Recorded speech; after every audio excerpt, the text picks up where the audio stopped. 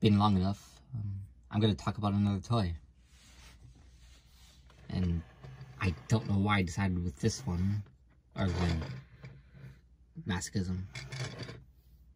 This is Studio Series Grindor. Right. See, he looks so similar to Blackout. I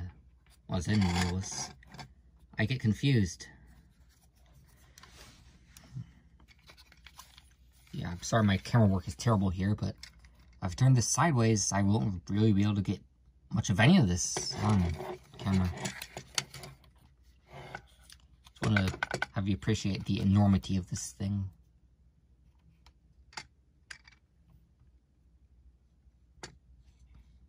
Yeah. Getting it into copter mode is a pain, I will say this. If you're stuck, there's this one stop motion channel, PLS Drew. He has a video on Blackout, which is basically the same figure. And that can be helpful. In particular, this thing right here, you have to be smart with transforming it. I held it together, and while everything else is going, meaning I was basically down a hand. Enough complaining already. Let me just get this over with. If I could remember how they go. Ah, yes.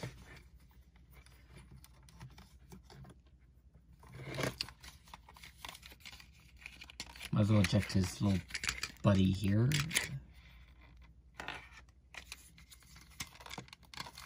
The untabbing begins. Yeah. This is my problem with tab forming.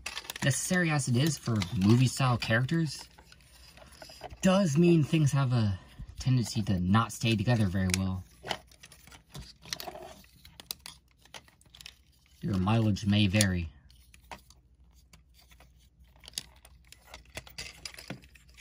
I'm sorry you can barely see any of this. Ordinarily, this isn't much of a problem for me, but with toys big as this, I have to split my attention. With the Scorponocko is less of a problem because, you know, he's simple and he works well. This guy has a lot of, due to his nature, a lot of, what do they call it? Idiosyncrasies? Something like that. This part is actually kind of satisfying.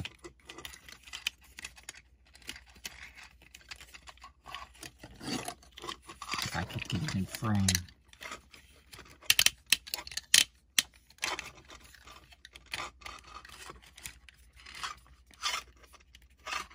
Is this how you do it? Oh, it's been so long. Shouldn't have procrastinated. Right there. That bulbous bit goes inward. Right. Pig.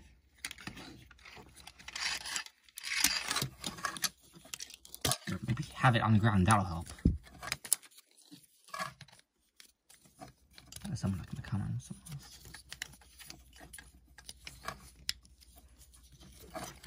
I'll say, an unexpected advantage of being made of panels, very few gaps, because the arm here, for example, made of panels.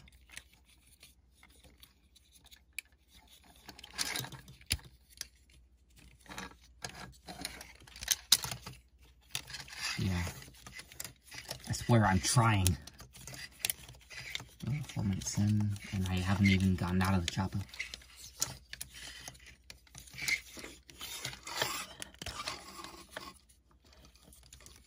Yeah. If you want a channel for cleanliness and expertise, this is not it.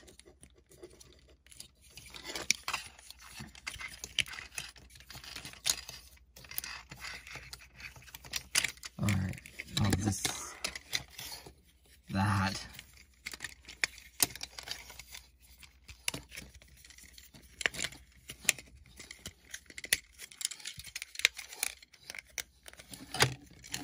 You know what, I was gonna demonstrate you don't have to part for them, but screw it. Makes it more clean.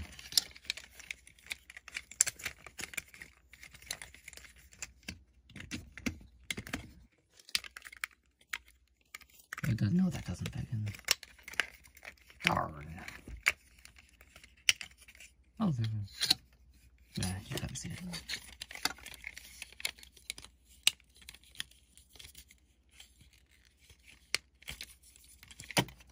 Hey, Peg. Time.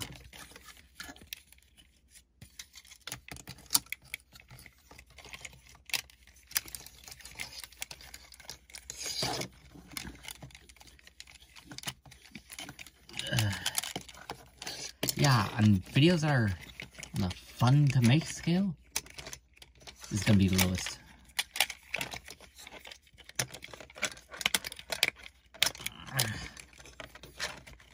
Does that? No. Alright. Well, hold on. Okay. Okay. This is probably gonna be mistransformed no matter what I do, but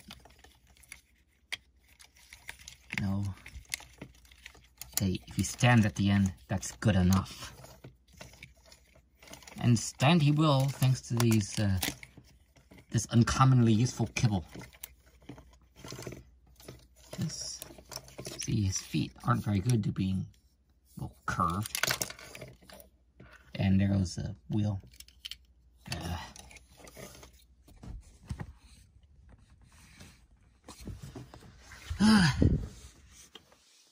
Okay, so what does this guy do well? Well, his hands are better than Blackout's. They have moving parts and everything. Legs, got that. I think it's called digitigrade. Meaning he has 2 knees, one of which is backwards, which is as unscientific as it gets.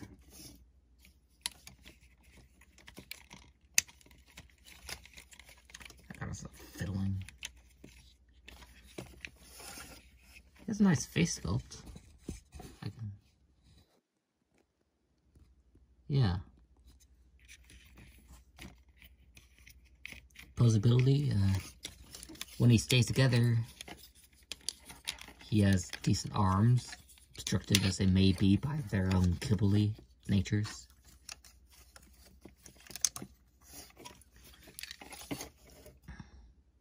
No, how do I... Oh, focus. Alright. So, this thing goes out of the way. So... Yeah, I can understand these have to be ratcheted, but it makes handling weird.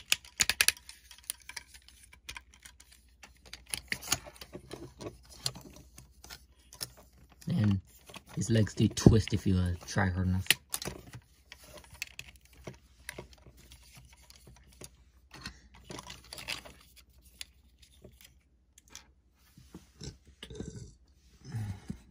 No, stay away from me!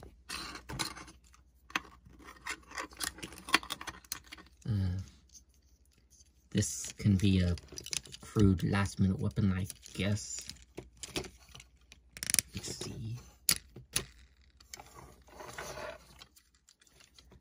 Oh, and he's got a little buddy, Ravage. Who's a good boy?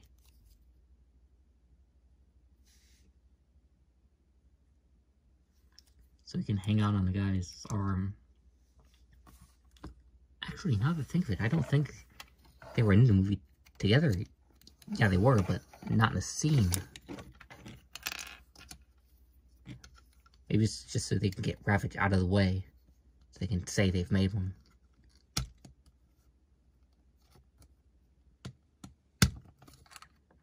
Yeah. They're coming out with a Masterpiece Blackout one of these days. Hope it's less frustrating than this. This is a good attempt, and he's pretty accurate as anything could be, but I don't know. Maybe Monday I'll try to track down animated Blackout. Or not.